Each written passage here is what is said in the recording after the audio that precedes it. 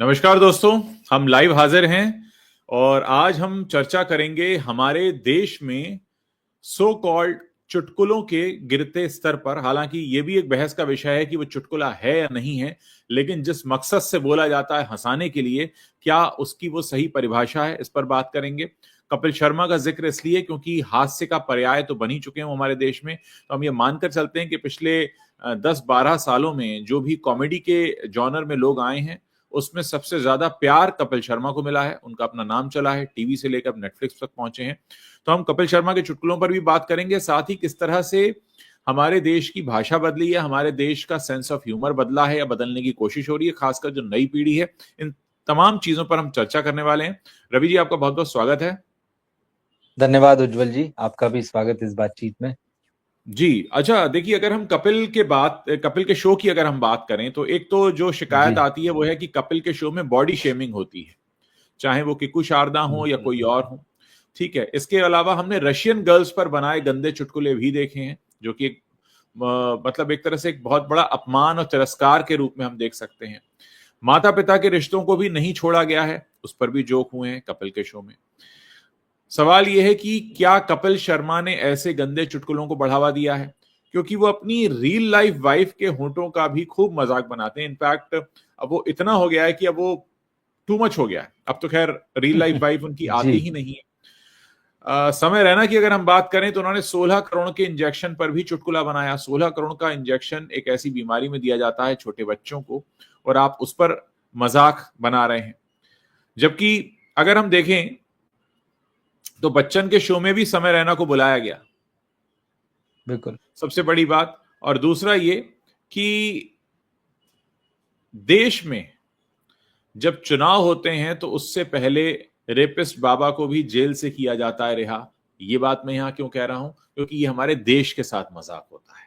तो हमारे देश में मजाक, हास्य, फूहड़पन किस तरीके से गिरा है, इस पर चर्चा करना चाहते हैं। आप किस तरह से देखते हैं? हम कपिल के शो से इसलिए शुरू कर रहे हैं क्योंकि कपिल को नंबर 1 माना जाता है हमारे देश में कॉमेडी के जॉनर में। तो हम ये मानकर चलते हैं कि बाकी के जो कॉमेडियंस हैं वो उसको फॉलो करना चाहेंगे, क्योंकि वो एक बड़ा नाम है। बिल्कुल, आपने उज्जवल जी, जैसे कपिल शर्मा को एक सीमा रेखा की तरह रखा है कि जी। कपिल शर्मा के पहले के चुटकुले और कपिल शर्मा या उनके बाद के चुटकुले।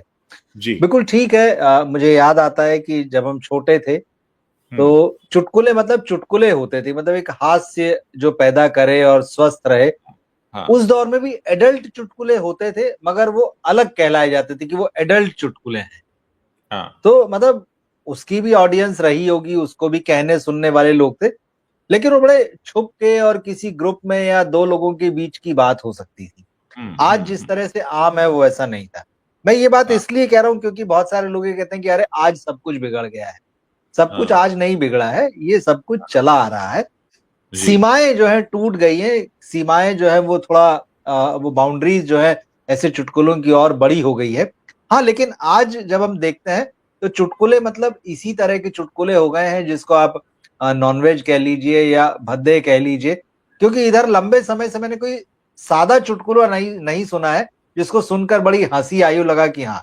लेकिन ये जो चुटकुले जो आ रहे हैं आज के समय में, ये ज्यादातर देखते हैं कि उसमें कहीं ना कहीं जो है या तो रिलेशनशिप का मजाक बनाया जाता है, या जैसा आपने कहा बॉडी शेमिंग होती है, या फिर मतलब उसमें गाली गलौच होती है। तो इस तरह के चुटकुले जो है, आजकल चुटकुले इसी तरह के आ रहे हैं।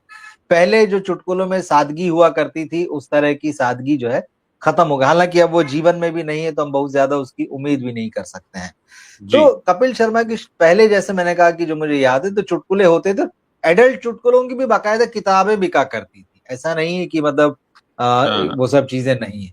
तो वो हम्म। जोक्स की अलग बुक होती थी, अलग रीडरशिप थी, अलग कहने सुनने वाले थे। लेकिन चुटकुले मतलब नॉर्मल। और टीवी के आने के बाद में जो चैनल्स वाला दौर है, जो कॉमेडी शोज का दौर है, जो स्टैंड हाँ। अप कॉमेडीज का दौर है, वो भी बहुत हद तक स्वस्थ कॉमेडी का ही दौर रहा है। ऐसा नहीं कि उसमें चीजें भद्दी होने लगी थी। एक अच्छे तरह से मतलब पॉलिटिकल होता था, बहुत ज्यादा होता था, पति पत्नी के जोक्स हो जाते थे, प्रेमी प्रेमिका के जोक्स हो जाते। थोड़ा सा वो हम्म। जीजा साली वाला या देवर भाभी वाला जॉनर आता था, वो थोड़ा सा तो वो माना जाता कि नहीं नहीं, फिर ये साधारण रूप से सुनने सुनाने की चीज नहीं। लेकिन जोक्स जो होते थे वो सामाजिक जीवन पर होते थे, सामाजिक जो कुरीतियां थी उसके ऊपर थे, या कभी दफ्तर में बॉस को लेकर या कर्मचारियों को लेकर थे, राजनीति के चुटकुले थे। रिलेशनशिप में पति पत्नी के चुटकुले जो थे वो तो मान ली जाते ठीक है कि ये घर में भी बात हो सकती है, लेकिन जब वो जीजा साली देवर भाभी वाला जॉनर आता था तो फिर वो अलग हो जाता। लेकिन अब तो यहाँ से चीजें बहुत बहुत बहुत आगे चली जा चुकी हैं। और ये जो इसमें बॉडी शेमिंग का मामला आया वो हमको कपिल शर्मा के यहाँ से देखने मिलता है। कपिल शर्मा का शो जब शुरू हुआ था, आप याद कीजिए और दर्शक भी जानते होंगे, वो फैमिली शो के रूप में शुरू हुआ था। हाँ, कपिल शर्मा पहले दिन से ऐसे नहीं हो गए थे। कपिल जब आए थे उनका शो फैमिली ऑडियंस के लिए होता था, सब लोग दादा दादी नाना नानी माँ बाप बच्चे बैठ के देखते थे। और एक आपका माइक डिस्कनेक्ट हुआ है शायद, आपका माइक शायद डिस्कनेक्ट हुआ है। नहीं, मुझे आवाज आ रही है, आपको आ रही है आवाज?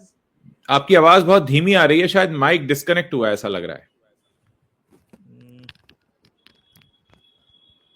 नहीं, मैं इसको निकाल देता हूँ, एक मिनट रुकिए। आवाज आ रही है? बिल्कुल आवाज नहीं आ रही है? अब बिल्कुल भी नहीं आ रही है। एक सेकेंड, अभी आई आवाज? अभी थोड़ा बेहतर है। हाँ, आप ये हिल रहा है आपका माइक, तो शायद लूज है, लगा लीजिए उसको। हाँ, लूज नहीं। हाँ हाँ, हाँ, अभी आ रही है आवाज? हाँ, अब सही है। हाँ, ओके, थैंक यू। हाँ, थैंक यू। तो कपिल शर्मा भी जैसे फैमिली ऑडियंस के लिए थे, उनकी कॉमेडी भी थी उसी तरह की, और उसमें थोड़ा सा फिर ग्लैमर का तड़का लगने लगा था कि चलिए बॉलीवुड के लोग आ रहे हैं।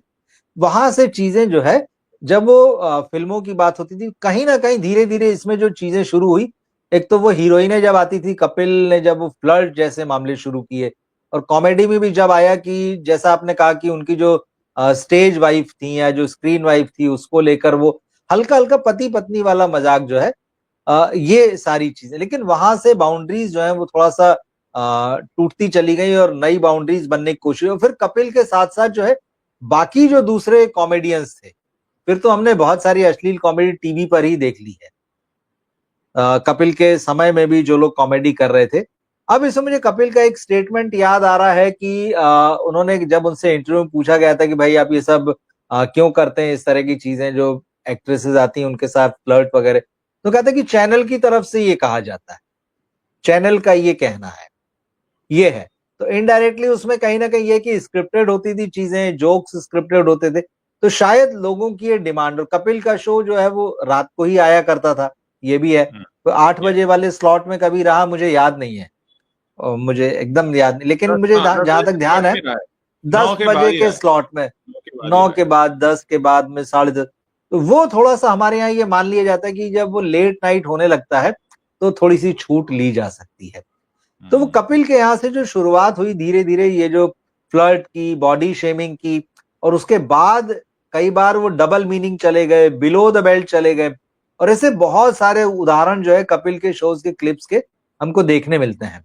और अभी भी कपिल का नाम इस मामले में, जब रणवीर इलाहाबादिया और समय रैना वाला मामला हुआ, इसके बाद वो इसीलिए आया क्योंकि जिस तरह से रणवीर इलाहाबादिया ने चुटकुला सुनाया था, उसी तरह का एक चुटकुले का या कॉमेडी का क्लिप जो है वो कपिल शर्मा का निकल कर आया। वो कह रहे कि भाई बच्चे क्रिकेट के लिए इतने क्रेजी होते हैं, जो मतलब थोड़े बड़े हो चुके हैं, कि 4 बजे मैच शुरू होने वाला, 2 बजे उठ जाते हैं, फिर वो माता पिता की कबड्डी देख के फिर सो जाते हैं। इस तरह बाद में उनका क्लैरिफिकेशन भी मैं कहीं पढ़ रहा था कि उस जो वीडियो था चैनल के प्लेटफॉर्म पर नीचे उन्होंने लिखा कि भाई मैं लड़ाई झगड़े की बात कर रहा हूं। तो कपिल लगातार बिलो द बेल्ट होते चले गए। फिर जैसे उसमें क्रॉस ड्रेसिंग वाले कैरेक्टर्स, महिलाएं उनके उसमें शो में रही हैं, लेकिन फिर धीरे धीरे जो क्रॉस ड्रेसिंग वाला भी मामला आया तो उसको लेकर तो फिर वो ज्यादा ही फूहड़ होते चले गए, मतलब फूहड़ हो जाना जिसको बोलते हैं, बिल्कुल। देखिए, तो ये कपिल से शुरुआत तो हुई है इस चीज की। मैं रशियन गर्ल्स वाले पर ध्यान ले जाना चाहूंगा।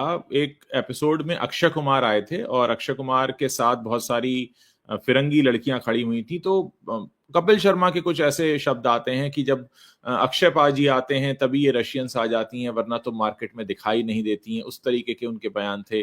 फिर एक और कॉमेडियन उन्होंने देखा देखी एक फिगर, एक नंबर बोलना शुरू किया जो कि बहुत ही अपमानजनक था, और उसके बाद एक यूट्यूबर हैं, इंडियन यूट्यूबर हैं, उनकी रशियन वाइफ है, उनके साथ किसी ने वही फिगर रिपीट किया पब्लिक प्लेस पर, उनका झगड़ा हुआ, वो वीडियो सामने आया कि किसी भी रशियन लड़की को देखते ही एक रकम बोलना, एक प्राइस टैग जैसा बोलना, मतलब वो इतना गलत और गंदा है कि उस तरीके की शुरुआत अगर हमारे देश में हो रही है। देखिए, हम वसुदैव कुटुंबकम की बात करते हैं और हम विश्व गुरु होने के दावे करते हैं, और हमारे देश की सड़कों पर अगर किसी भी देश की महिला के लिए ऐसा कुछ भी वाक्य बोला जा रहा है, तो आप सोचिए कि सिर्फ यही काफी है भारत की एक तो इज्जत को नीचे लाने के लिए, और दूसरा मतलब ये हम अपने आप में कितने शर्म की बात है कि हम किसी भी देश की महिलाओं को इस नजर से देखते हैं। तो ये तमाम चीजें, इसके अलावा जैसा कि हमने देखा कि समय रैना ने 16 करोड़ रुपए का जो इंजेक्शन लगता है, एक बीमारी होती है जिसमें मसल्स काम नहीं करती हैं,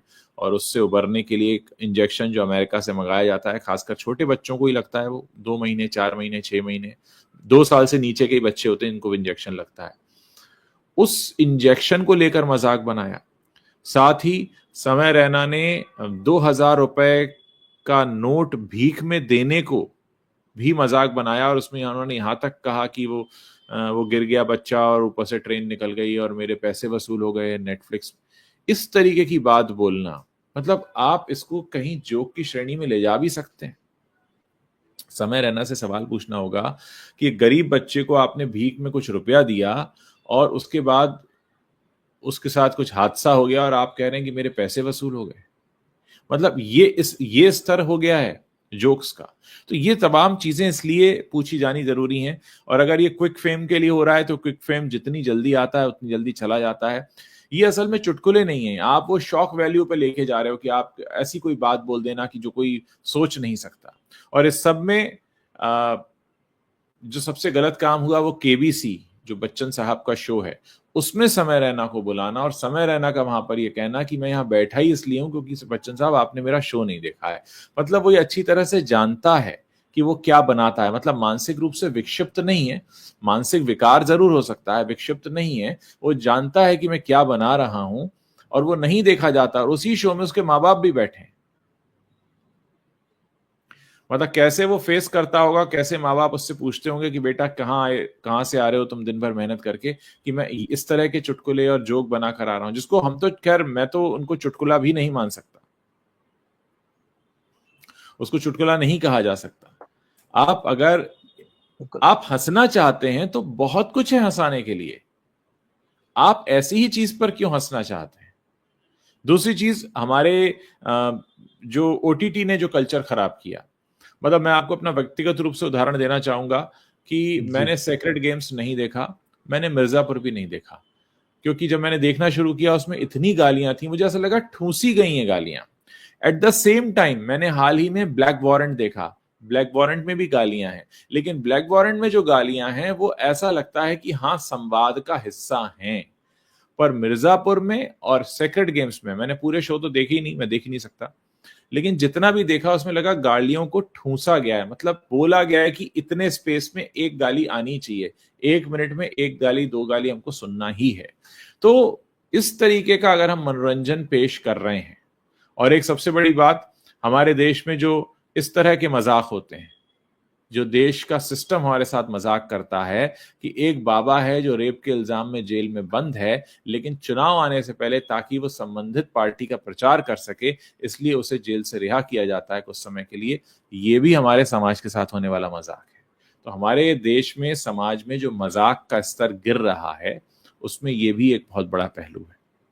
यहां सबसे जरूरी बात समझने की ये है, हम समय रैना को, रणवीर अलाहाबादिया को, या ऐसे सारे स्टैंड अप कॉमेडियंस को खूब जम के आजकल बहुत कुछ सुना रहे हैं, लेकिन आज मेरा सवाल उन 2 करोड़ 4 करोड़ व्यूज देने वाले लोगों से है कि समय रैना के वीडियो पर, समय रैना बनाता था एक वीडियो और उस एक वीडियो पे व्यूज आते थे 2 करोड़, जो लोग YouTube को नहीं समझते उन्हें मैं बता दूं, अगर एक आदमी 2 बार वीडियो देखेगा तो व्यू एक ही काउंट होगा। यानी 2 करोड़ लोगों ने ऐसे एक एक एपिसोड को सपोर्ट किया है, उन्होंने देखा है।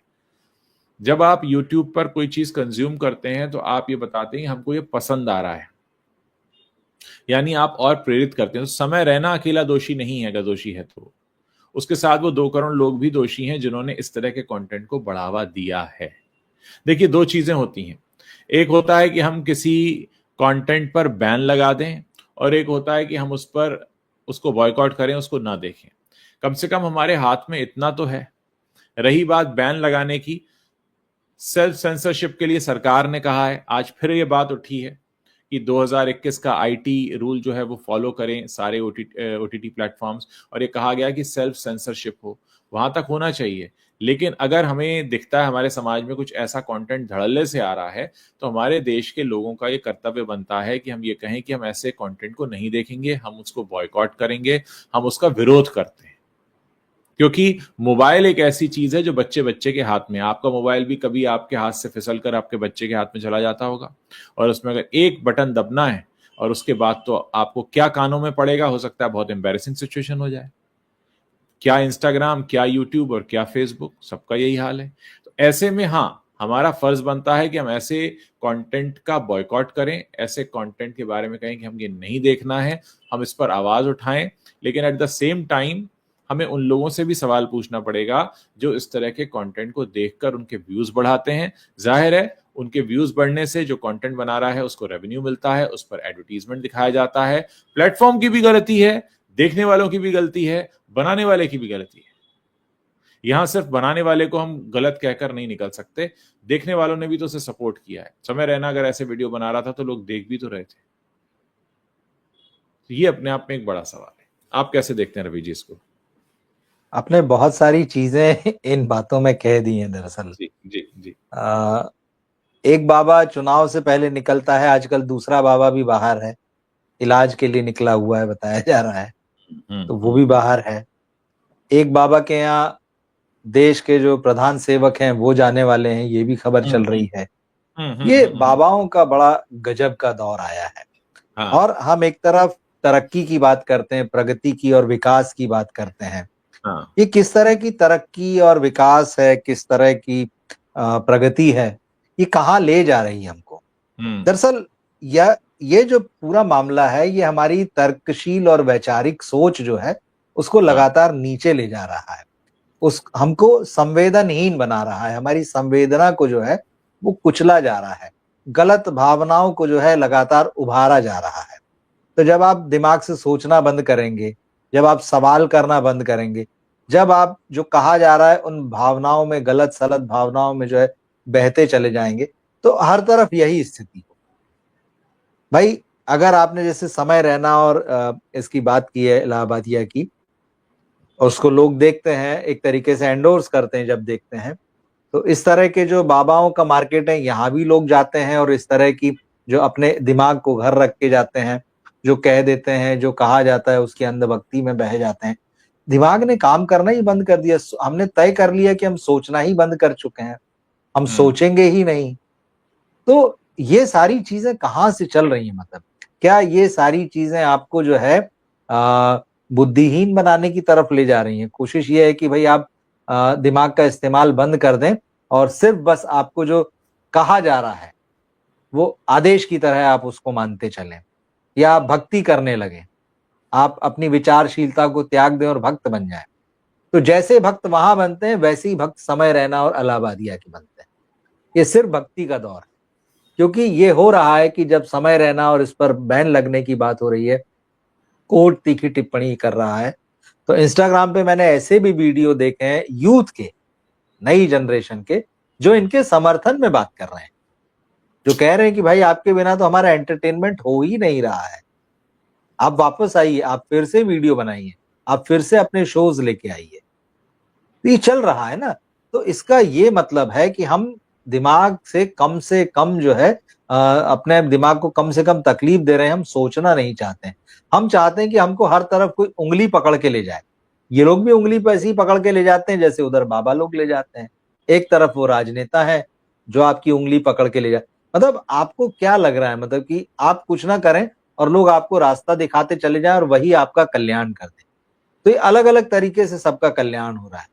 ये वाला जो कल्याण है समय रैना और इन लोगों का, ये निश्चित रूप से नई जनरेशन के लिए बहुत ही घातक है।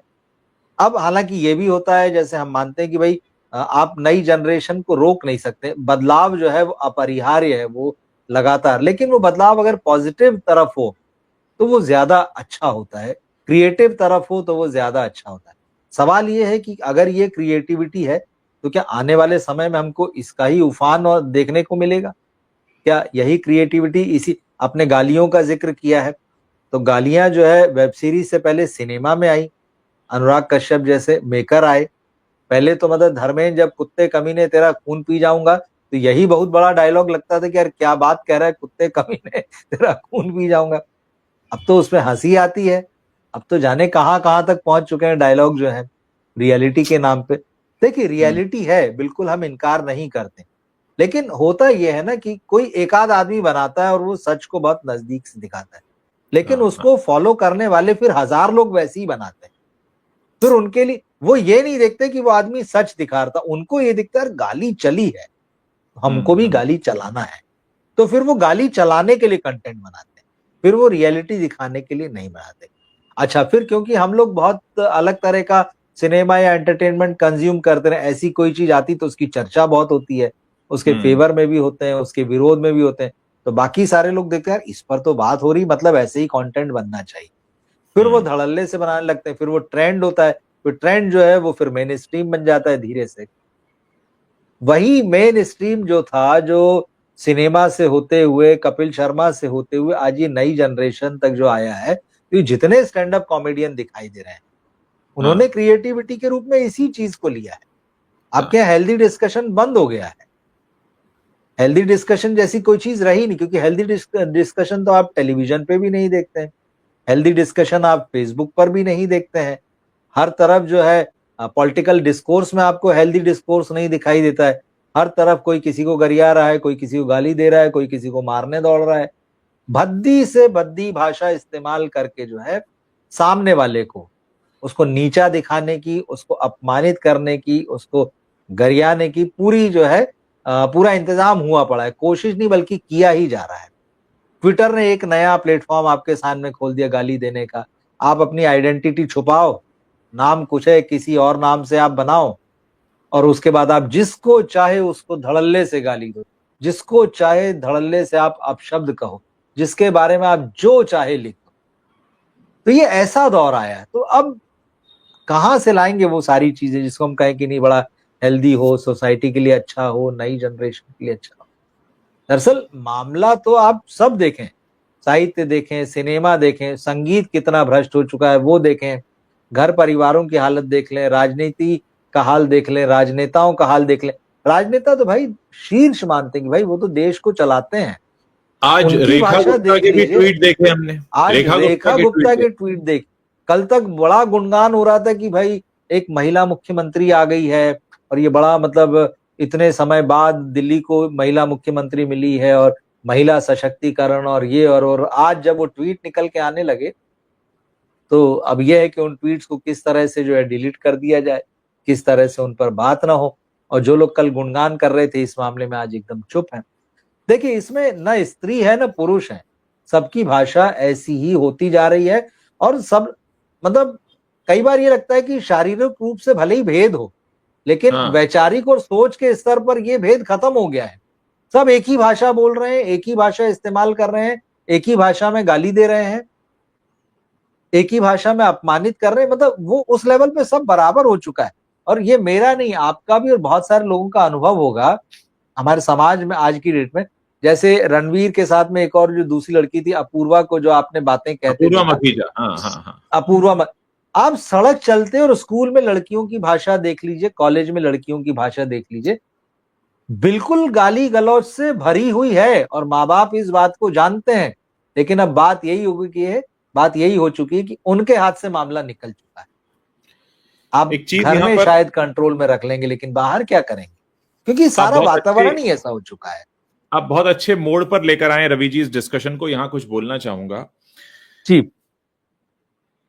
जो कम उम्र बच्चे हैं, टीनेजर्स हैं, उनको इतना पता है कि मम्मी पापा के सामने गाली नहीं देनी है और टीचर के सामने नहीं देनी है, लेकिन दोस्तों के बीच देनी है। ये यही असली मर्दानगी है, यही असली कूल होना है। और जहां हम दिल खोल जाते हैं ना, वहीं हम गाली देते हैं।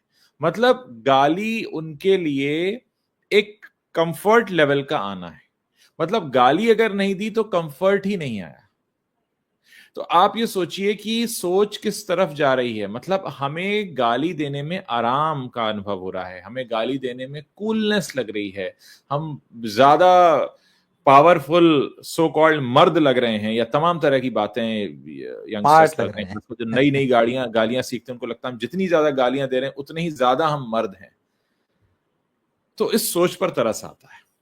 इस सोच पर इसलिए तरस आता है कि आप ये सोचिए ना कि आपने एक ऐसी रेखा खींच ली अपने आसपास कि जहां हमें कूल होना होगा, जिनके बीच हमें खुलना होगा, जो हमारे अपने होंगे, दोस्त होंगे, हम उनके सामने गाली देंगे। जैसे कि ये आप एक कहते हैं ना कि एक अपने लिए ही एक मिसाल खड़ी कर रहे हैं कि देखा, मेरा दोस्त भी मेरे से गाली देके बात करता है, मैं भी उससे गाली देके बात करता हूं। और कहीं ना कहीं हमें पता है कि ये गलत है, इसलिए हमें माँ बाप के सामने नहीं देनी है। हमें पता है गलत है, इसलिए टीचर के सामने नहीं देनी है। लेकिन हमें वहां देनी है जहां पर हमें हमारा कंफर्ट लेवल है। तो ये चीज सबसे ज्यादा नुकसान करती है। दूसरा क्या है, एक और चीज जिस पर हम कई बार अपने शो में बात कर चुके हैं, हम एक बार और बात करना चाहेंगे इस पर, कि स्क्रीन पर आने वाला कोई फेस अगर कुछ कहता है तो हमारा जो दिमाग है वो उसको जल्दी से एक्सेप्ट करता है। हमारे मन में ऐसी भावनाएं आती हैं कि जो स्क्रीन पर आते हैं लोग, चाहे वो कोई भी हो, कोई न्यूज एंकर हो, कोई फिल्म स्टार हो, या स्टैंड अप कॉमेडियन हो, या एक्टर हो, या जो भी हो, या पॉलिटिशियन हो, वो जो कर रहे हैं वो अच्छी चीज है। मतलब स्क्रीन पर आने वाला, जैसे एक जमाने में ये होता था, आज तो ये सच नहीं है, कि अखबार में छपा है सच ही होगा। आज से 25 साल पहले ऐसे ही होता था कि अखबार में छपा है तो सच ही होगा। अब मामला बदल चुका है कि अखबार में छपा है तो झूठी होगा, कि किसी ने एजेंडे के तहत छपवाया होगा, ऐसा भी होने लगा है। लेकिन अब आप देखिए ना कि स्क्रीन पर आने वाला, मतलब जो जो जाकिर खान बहुत हिट हैं वो भी गाली दे रहे हैं, वो हर्ष गुजराल हैं, कौन है, वो भी गाली दे रहे हैं। अच्छा, तो गाली देना तो बड़ा कूल है। हालांकि कुणाल कामरा वगैरह भी गाली देते हैं, जो उन्हें नहीं देते देने हैं, चाहिए। बिल्कुल सरकार बिल्कुल। सरकार को वो कटघरे में खड़ा करते हैं, बहुत अच्छी बात है, लेकिन कई बार वो भी गाली देते हैं। गाली के बिना भी हो सकता है, ऐसा नहीं है कि गाली के बिना संभव नहीं है। बहुत से ऐसे कॉमेडियन हैं जो बिना गाली के भी करते हैं। भाई हमारे सुरेंद्र शर्मा जी, उन्होंने कौन सी गाली दी कभी? सुरेंद्र अरे शर्मा ने कितना हंसाया, अशोक चक्रधर ने कितना हंसाया, शैल चतुर्वेदी ने कितना हंसाया, क्या ये लोग केपी सक्सेना ने कितना हंसाया, हुल्लड़ मुरादाबादी ने कितना हंसाया, क्या ये लोग क्या गाली देते थे? वो भी तो एक हास्य काका था। हाथरसी। काका हाथरसी, हाँ, हम क्यों उनको तो भूल ही नहीं सकते। काका हाथरसी, उनका एक अलग स्टाइल था बोलने का। और मैं उन सौभाग्यशाली लोगों में रहा हूं जिनका बचपन ऐसे हास्य कवि सम्मेलनों को देखते हुए बीता है। नहीं, हमारे उत्तर बिल्कुल। प्रदेश में होली के मौके पर ये जरूर होता था कि कोई ना कोई हास्य कवि सम्मेलन हो रहा है। यही जो नाम हमने लिए ये बचपन में, ये माता पिता के साथ हम लोग जाते थे और कोई दिक्कत नहीं थी, कुछ भी ऐसा नहीं होने वाला था। पॉलिटिकल जोक्स होते थे उस जमाने में। मुझे अभी भी याद है, हुल्लड़ मुरादाबादी ने एक वीपी इज वीपिंग, एक इतना बढ़िया उन्होंने वो बनाया था, और उस पर हंसी आती थी। राजीव गांधी पे चुटकुले बनाए जाते थे उस जमाने में, इंदिरा बिल्कुल। गांधी पे बनाए जाते थे, हमने सुना है विश्वनाथ प्रताप सिंह पे, चंद्रशेखर पे, किस पे नहीं चुटकुले होते थे, और बहुत साफ सुथरे होते थे। लेकिन अब जो स्तर हो गया, मुझे नहीं पता कि अब हास्य कवि सम्मेलन कितने होते हैं छोटे शहरों में। मुंबई में तो यहाँ हमें नहीं दिखाई देता कुछ कि इस तरह का सम्मेलन, कुछ ऐसे मौके आते हों आसपास, क्योंकि अब तो जिसको है वो मोबाइल लेकर बैठा है, जो है स्टैंड अप कॉमेडियन को देख रहा है, और उसमें भर भर के गाली हैं। और अब तो लड़कियां भी जो स्टैंड अप कॉमेडियन हैं वो ऐसी ऐसी लाइन बोलती हैं जिसको आप सुनकर अरे कान से धुआं निकल जाए कि भाई क्या बोला है ये। और इसको बड़ा कूल समझा जाता है। मतलब आप खुल गए हैं किसी से, इसका परिचय है कि आप उसके सामने गाली दे सकते हैं क्या? मतलब गाली देना ऐसा हो गया है कि सांस लेने जैसा अपने दोस्तों के साथ, कि हाँ, हम तो दोस्तों के साथ बैठे हैं, तो जितना सहज होकर हम सांस ले रहे हैं उतना ही सहज होकर हम गाली दे रहे हैं। तो ये जो सोच आई है ये बहुत ज्यादा खराब है। दूसरा, मेरी समझ के बिल्कुल बाहर है। जिस तरीके के मैंने 2 चुटकुलों का जिक्र किया, सो कॉल्ड चुटकुले, मुझे तो हंसी नहीं आई इस पर। ये जो 16 करोड़ के इंजेक्शन का चुटकुला और 2,000 रुपए भीख में देने का चुटकुला, हम किसी की गरीबी का मजाक उड़ा रहे हैं, हम माँ और बेटे या माँ और बच्चे के रिश्ते का मजाक उड़ा रहे हैं, या हम क्या कहना चाहते हैं? और सबसे पहले तो हम ये मानकर चलते हैं कि आपके स्वयं के जीवन में क्या है। हालांकि समय रैना ने 1-2 जगह कहा है कि चुटकुला का मतलब होता है किसी भी चीज को डिफरेंट पर्सपेक्टिव देना। डिफरेंट पर्सपेक्टिव देने की एक तय सीमा भी होती है कि किस चीज को क्या पर्सपेक्टिव आप दे रहे हैं। माँ बाप के रिश्ते पर आप क्या बोलने लगेंगे? और सबसे ज्यादा दुख की बात यह है कि आप इसमें भी क्रिएटिव नहीं है, आप कहीं की उठाई हुई लाइन चिपकाते हैं। ये मैं रणबीर इलाहाबादिया के लिए बोल रहा हूं। और जब आपने ऐसा कंटेंट कहीं से उठाकर कहीं चिपका दिया, तो आपने बाकी के कंटेंट भी कहां कहां से उठा के कहां कहां चिपकाए होंगे। और आपने ये भी देख लिया कि कितने मौका परस्त होते हैं ये पॉलिटिशियन, कि जब तक आपको मोदी जी से पुरस्कार मिल रहा था और आप इनके चुनाव प्रचार में अहम भूमिका निभा रहे थे, इनके पॉडकास्ट ले लेके, तब तक तो ये आपके साथ खड़े थे। वरना 1 सेकंड नहीं लगाया भाजपा के ही किसी नेता ने आपके खिलाफ एफआईआर की बात करने में। तो ये मौका परस्ती भी हमने देखी राजनेताओं की। वो तो कहते हैं ना, हर तरह का वक्त जो आता है बहुत कुछ बता के जाता है। तो ये तमाम चीजें हैं जो इस पूरे एपिसोड के बाद सामने आई।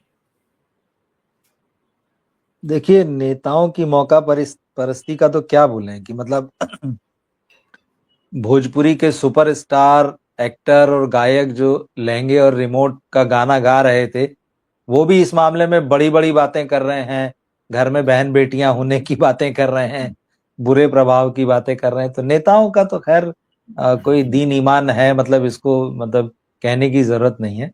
लेकिन जैसा आपने कहा ना, यंगस्टर्स की आज की जो स्थिति है, दरअसल जो भी मार्केट होता है, देखिए ये चीजें कहीं ना कहीं सोसाइटी में मार्केट से भी आई है, मुझे लगता है।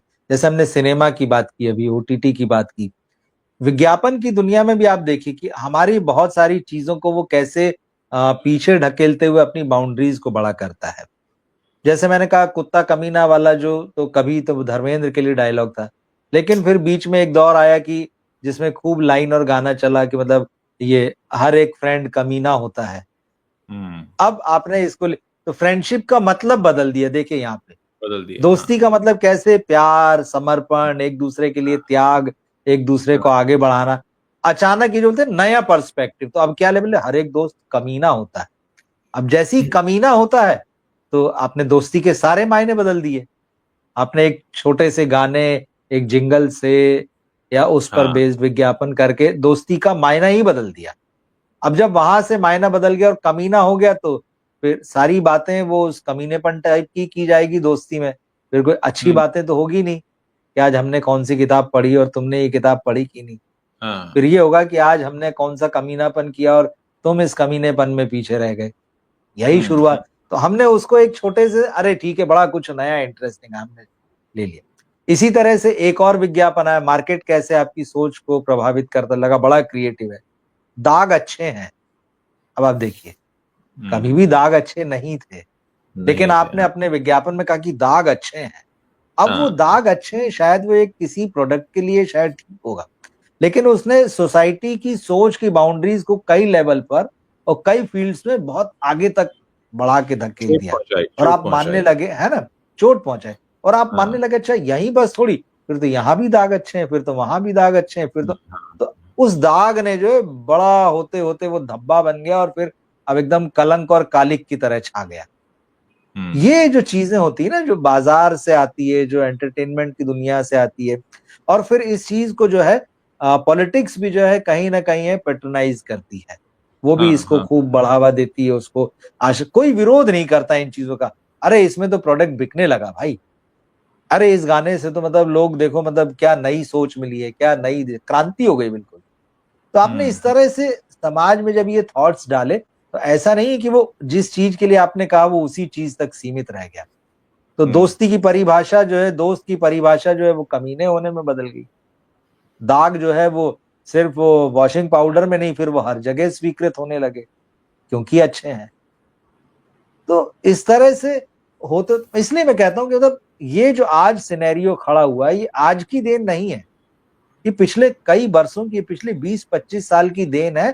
और अब ये आपको जब दिखने लगी है ना, तो आपको हैरानी हो रही कि ये हो क्या रहा है।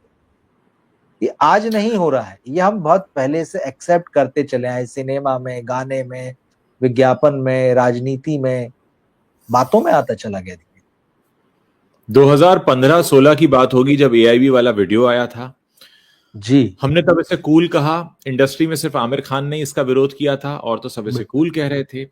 आज कोई कूल कहेगा इसे? ये जो हमारी दर्शक हैं इशरत सना खान, इन्होंने बड़ा अच्छा मुद्दा लिखा है कि जब पेरेंट्स को सड़क पर ले आई, उनकी सेक्स लाइफ को सड़क पर परोस दिया, तब जाकर सबकी नींद टूटी है। तो क्या हम इसका इंतजार कर रहे थे? मतलब रणवीर अलाहाबादिया शो में आकर ये कहें, तब तक हम इंतजार करते रहे और हमने होने दिया, और हमारे ही देश के लोग इसमें शामिल थे। जिस तरह से उन लोगों के खिलाफ भी केस दर्ज हो रहा है जो इस शो में बतौर दर्शक जाते थे या पहले के एपिसोड में भी गए थे, तो क्या इन 2 करोड़ लोगों से सवाल नहीं पूछे जाने चाहिए कि आपने इस तरह के शो को क्यों बढ़ावा दिया? आप भी तो उतने जिम्मेदार हैं। और ये सबसे बड़ी बात है कि क्या हम इस दिन का इंतजार कर रहे थे? क्या हम इसको यहां तक लाने का कर रहे थे? दूसरी बात मैं कहना चाहूंगा कि इसी युग में, इसी एरा में गुल्लक और पंचायत जैसे 2 शो आए हैं। दोनों में हास्य है, दोनों में ऐसा हास्य जो आप फैमिली के साथ देखते हैं, और आज ही के समय में आए हैं, आज ही के युग के, ऐसा नहीं कि पाषाण काल में आए थे ये। तो ऐसा नहीं है कि गालियों के बिना, अश्लीलता के बिना हास्य संभव नहीं है, संभव है अगर दिल में ऐसी इच्छा है तो। अभी हम ये भी सुन रहे हैं कि गुलकंदा टेल्स नाम की एक सेक्स कॉमेडी सीरीज आने वाली थी प्राइम वीडियो पर, 120 करोड़ की लागत से बन गई थी, लगभग तैयार थी, लेकिन उसको रिलीज ना करने का निर्णय लिया जा रहा है सिर्फ इसलिए कि कहीं बवाल ना हो जाए। तो ये जो हम अब चेत रहे हैं कि अरे ये ना हो जाए, तो क्या हम इसका इंतजार कर रहे थे? क्योंकि ऐसा तो है नहीं कि समय रहना मंगल ग्रह पे चल रहा था, पृथ्वी ग्रह पे ही चल रहा था, यूट्यूब पे ही चल रहा था, सबको खूब पता था, दुनिया ढूंढ रही थी समय रहना। भाई केबीसी वालों ने समय रहना को ढूंढ लिया तो आप समझ लीजिए कि उनको भी अंदाजा होगा कि भाई इनके तो एक एक शो 2-2 करोड़ में देखे जाते हैं। वैसे बच्चन साहब को भी इसका जवाब देना चाहिए। रोज ब्लॉग लिखते हैं, संडे को शाम 5 बजे ऐसे ऐसे करने आते हैं प्रतीक्षा के बाहर, तो उन्हें बताना चाहिए कि समय रहना जब उनके शो पर आया तो क्या उन्हें इसकी जानकारी थी, नहीं थी, उन्होंने जानकारी लेना जरूरी नहीं समझा। और आज जब वो सोशल मीडिया पर इतने एक्टिव रहते हैं क्योंकि उन्हें पता है कि क्या नहीं लिखना है।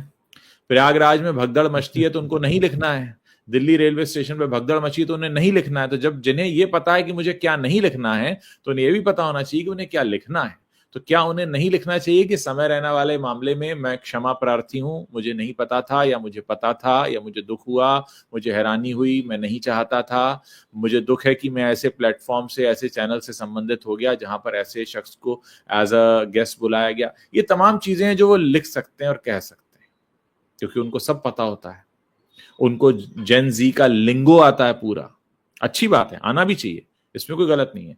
लेकिन समय रहना आपके सामने बैठा था, कभी तो आपने से गूगल किया होगा कि भाई किस शख्स को बुला के बैठा रहे हो मेरे सामने। और बहुत ब्रांड कॉन्शियस है बच्चन साहब। तो मुझे यहां पर यह कहना है कि हमारी भी एक जिम्मेदारी होती है, हम कैसा कंटेंट देख रहे हैं, कैसे कंटेंट को बढ़ावा दे रहे हैं। चाहे अगर हम अमिताभ बच्चन हैं उसके रूप में, हम आम दर्शक हैं उसके रूप में, हम एक पेरेंट हैं उसके रूप में, टीचर हैं उसके रूप में, हम इस जिम्मेदारी से भाग नहीं सकते। इस जिम्मेदारी में सभी बंधे हुए हैं। आज एक पत्रकार के तौर पे मैं और आप अगर ये चर्चा कर रहे हैं कि हमारी जिम्मेदारी बनती है, तो फिर किसकी नहीं बनती है? कौन है जिसकी नहीं बनती है? सबकी बनती है ना, जो समाज का हिस्सा है। अगर मैं केबीसी शो का प्रोड्यूसर हूं या केबीसी शो को चलाने वाले चैनल से संबंधित हूं तो मेरी जिम्मेदारी बनती है। केबीसी का होस्ट हूं तो जिम्मेदारी बनती है। अगर मैंने कभी समय रहना का शो देखा है तो मेरी जिम्मेदारी बनती है। हर तरह से जिम्मेदारी बनती है। तो हम कहां भाग रहे हैं? और ये 2 उदाहरण सबके सामने, गुल्लक और पंचायत, जिनके दोनों के मेरे ख्याल गुल्लक के तो 3 सीजन आए, पंचायत के 2 सीजन आए। बिल्कुल, हाँ, और बहुत अच्छे थे, बहुत बढ़िया थे। अभी भी देख लेंगे तो उसमें हास्य भी है, मजा भी आता है, रिलेट भी करते हैं और अच्छा भी लगता है। तो ये वो बातें हैं जो यहां पर कहनी जरूरी हैं। बिल्कुल। देखिए, गुल्लक तो खैर बहुत ही बढ़िया और पंचायत भी अच्छा है। हालांकि पंचायत का एक आध एपिसोड याद आता है मुझे, उसमें थोड़ा सा वो बिलो द थोड़ा बेल्ट सा, चली हाँ गई हाँ, थी याद चीजें, है। हाँ हाँ हाँ, है ना। तो लेकिन गुल्लक जो है बहुत साफ सुथरी और बहुत परिवार के साथ आप उसको कभी भी कहीं भी देख सकते हैं और आपको बहुत मजा आता है। तो ये इसकी टीम तो वाकई बहुत बधाई की पात्र है। और जी। पंचायत वाले भी अच्छा काम कर रहे हैं, लेकिन उनको थोड़ा सा इस चीज से बचना चाहिए, क्योंकि देखिए यही मार्केट है, मैं वही कहता हूँ। जो हाँ। इसके क्रिएटर हैं या जिन प्लेटफॉर्म्स पे ये आता है, क्योंकि हम्म, पैसे का सोर्स तो वहां से चल रहा है ना प्रोड्यूसर्स के लिए। बिल्कुल। वो अगर कहेंगे कि आपको ये डालना है तो आपको डालना पड़ेगा। हम्म। उनको पता नहीं कौन कौन से सर्वे, जो आजकल ये ओटीटी कंपनियां जो है सर्वे पे चलती है। आजकल कंटेंट का जो वहां सिलेक्शन होता है, हाँ। वो भी उसका भी एक एल्गोरिदम है। मतलब भाई लोग ने हम्म। क्रिएटिविटी का भी एल्गोरिदम बना लिया। तो मतलब वो ये देखा जा रहा है, ऐसा देखा जा रहा है तो यही बनाना है, और सब फ्लॉप बना रहे हैं। तो पता नहीं इनको वो एल्गोरिदम क्या रिजल्ट हो जाता है और उस पर क्या बनाते हैं। तो खैर, लेकिन गुल्लक बहुत अच्छी सीरीज है और उसके तो तीनों सीजन, और पंचायत भी अच्छा है, ऐसा कुछ नहीं है। तो इस तरह के कंटेंट की हमें जरूरत है और बिल्कुल बनना चाहिए। लेकिन मुझे ऐसा लगता है कि जो लोग ऊपर की पोस्ट पर बैठे हुए हैं वो हाँ। नहीं चाहते हैं, उनको हाँ। चाहिए डंडा।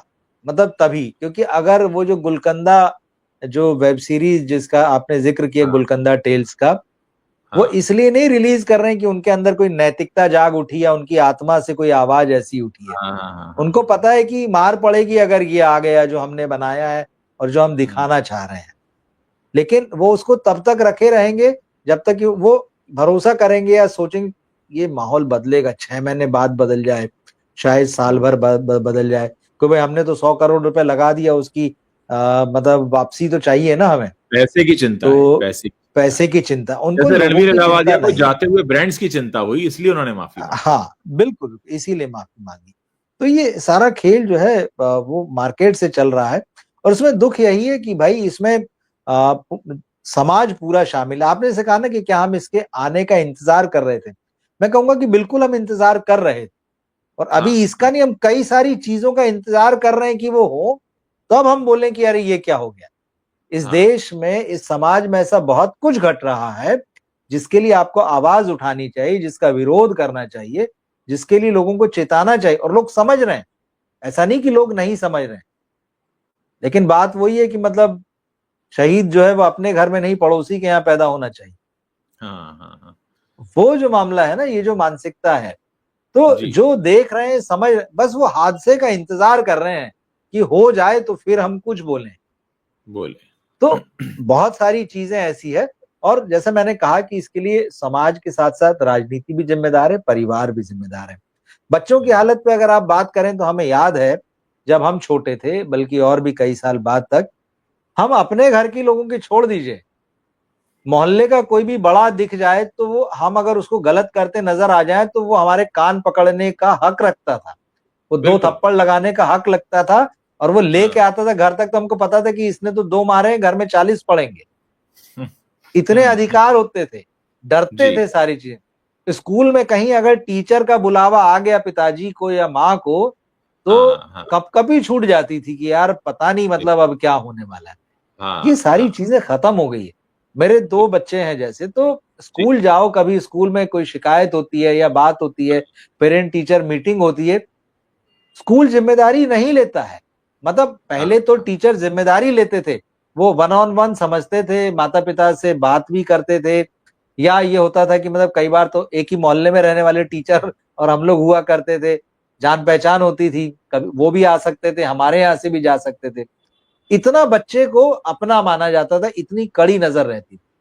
अब अगर कोई शिकायत भी स्कूल से हो और आप करने चले जाइए कि यार ये बच्चे ने स्कूल से आके ये बोला, ये किया, तो कहता हमारी जिम्मेदारी नहीं भाई, यहाँ तो 6 घंटे 7 घंटे रहता, आपकी जिम्मेदारी है।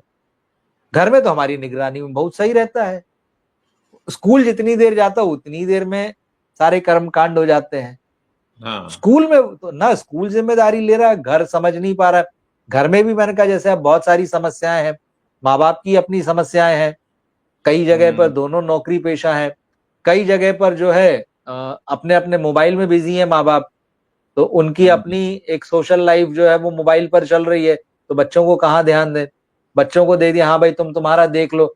बच्चों के अपने टाइम टेबल बने हुए हैं, स्कूल से आना, ट्यूशन जाना, फिर फलानी क्लास, फिर ढकानी क्लास, फिर फलाना क्लब, ढिकाना क्लब, वो एक अलग, उसमें उसकी एक लाइफ आपने बांधी। आप उसको हम्म, समय नहीं दे रहे हैं। आप उसको कम से कम समय दे रहे हैं, और कई बार उसके समय में भी आप अपने मोबाइल में बिजी हैं या आप अपने हाँ काम में बिजी हैं। दोनों अगर दफ्तर से लौट रहे हैं तो उनको फिर वो एक मी टाइम नाम की एक चीज आ गई है, तो सबको हाँ। अपना मी टाइम चाहिए होता है, सबको अपना स्पेस चाहिए होता है। मतलब इतना इंडिविजुअल हो गया है, तो फिर बच्चे जाएं कहाँ? तो फिर नेट सबके पास में है, हर किसी के पास मोबाइल है, तो फिर वो अपने हिसाब से चीजें देखते, सर्च करते हैं। फिर आप ये नहीं कह सकते कि ऐसे कैसे बड़े हो गए, हमने तो बड़े अच्छे संस्कार दिए थे। आपने संस्कार नहीं दिए उनको, आपने दूसरी बाकी सारी चीजें दी। आपने उनको तो इसमें फैसिलिटीज दे दी, फैसिलिटीज दे दी आपने उन्हें, संस्कार नहीं। फैसिलिटीज दे दी, उसके खतरे थे, आपने उनको नहीं समझा। और हाँ अगर समझा भी तो आप इग्नोर करते चले गए, या बच्चे के ने कहा नहीं नहीं हम तो सब सही है, और आपने भी कहा हाँ हमारा बच्चा ऐसा थोड़ी हो सकता है। हाँ हाँ। तो घरों में भी कमोबेश जो है इसी तरह की कहानियां चल रही हैं। तो बात एक दिन की नहीं है, जैसा आप कह रहे हैं कि ये एक दिन में नहीं हुआ है। ये बात हाँ बिल्कुल मैं इससे सहमत हूं कि हम इस बात का इंतजार कर रहे थे, और इसका नहीं, अभी हम कई चीजों का इंतजार कर रहे हैं। जब जब वो होंगी तब तब हम कहेंगे अरे हमको दिख तो रहा था, लेकिन हम बोले नहीं। हम क्यों नहीं बोले, उसकी बहुत सारी वजह है। कुछ अपनी भी है, कुछ घर की भी है, कुछ जी। समाज की भी है, कुछ राजनीति की भी है। तो ये बहुत एक अलग तरह का एक मकड़जाल बन गया है। तो इसमें सबको सबसे बढ़िया क्या लगता है, चुप रहो, जवाब ही मत दो। और ये हमारे यहाँ नहीं, अब ये टॉप लेवल पर ये चीज हो चुकी है। सवाल उठते हैं, जवाब ही मत दो, खत्म, अपने आप चुप हो जाएंगे। दो चार लोग बोलेंगे, चुप हो जाएंगे।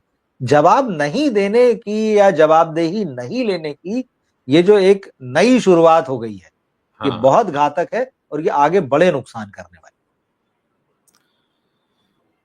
रवि जी, बहुत अच्छे से आपने इस पूरे मामले पर अपने विचार रखे। मैंने भी अपनी कोशिश की अपनी तरफ से, और हमारे दर्शकों ने भी बहुत अच्छे से पार्टिसिपेट किया। दर्शकों ने लगातार अपनी बातें लिखी जिनको हमने यहाँ शेयर किया। उम्मीद है ये वीडियो आप लोगों को पसंद आया होगा। मैं हमेशा आपसे रिक्वेस्ट करता हूं कि जब भी आप हमारे साथ जुड़िए, अपने नाम के साथ शहर का नाम जरूर बताएं। साथ ही वीडियो पसंद करते हैं तो उसे शेयर करें। आप अपने फेसबुक पर या व्हाट्सएप ग्रुप में शेयर कर सकते हैं, और हमें लिखकर बता सकते हैं आपके जो भी सुझाव हैं या शिकायतें हैं। अच्छा लगेगा, आप शेयर करेंगे, ज्यादा लोगों तक पहुंचने का मौका मिलेगा। तो बहुत बहुत शुक्रिया आप सभी लोगों का हमें इतनी देर तक सुनने के लिए। रवि जी, आपका भी शुक्रिया, आपने इस पूरे मसले पर धन्यवाद 360 उज्जवल जी। डिग्री जो एक पॉइंट ऑफ व्यू था आपने वो रखा, और हमने भी अपनी तरफ से कोशिश की है। इस पूरे कार्यक्रम का मकसद ये है कि समाज से गंदगी कम हो, और गाली देने में कोई फख्र महसूस ना करे, गाली देना कूल ना लगे, गाली देना मर्दानगी की निशानी या दुनिया भर के जो भी आजकल चल गए हैं, जिनको लोग मानने लगे हैं, जो मतलब कहते हैं ना बेबुनियाद चीजें जो हैं, वो इससे लेकर हटें। और कहीं भी अगर हम गाली सुन रहे हैं तो हम आप अपने आप से सवाल ये पूछें कि क्या आपने ऐसा किया है जो आप गाली सुन रहे हैं या देना चाह रहे हैं किसी को। ऐसा जीवन में आपने क्या किया है जो किसी और की गाली किसी और को दी गई सुन आप रहे हैं। तो इस योग्य बनाएं कि ना तो आप किसी को गाली दें, ना कोई आपको गाली दे, ना आपके सामने कोई गाली दे। ऐसा व्यक्तित्व बनाएं, ऐसी शख्सियत बनाएं। बहुत बहुत शुक्रिया रवि जी, आपका भी, दर्शकों का भी। शुक्रिया उज्जवल थैंक जी, यू। शुक्रिया। Good night.